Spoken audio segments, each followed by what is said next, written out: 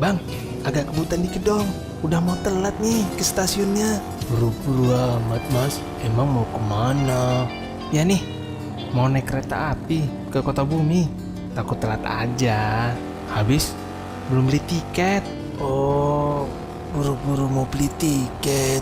Iya bang, Bukannya sekarang udah bisa beli tiket online mas? apa iya bisa? Saya belum tahu tuh. Ya, saya juga tahu dari teman. Katanya ada aplikasi di Android. Oh, gitu. Ya udah, nanti saya cari tahu. Bang, udah sampai nih. Pak, beli tiketnya satu ke Kota Bumi.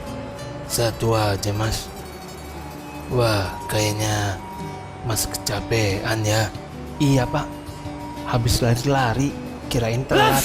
Mana belum beli tiket lagi. Kenapa nggak beli tiket online aja mas? Kan ada aplikasi akses dari PT KAI. Wah, nggak tahu pak. Tadi juga baru dikasih tahu sama Bang Gojek. Walah, belum tahu toh.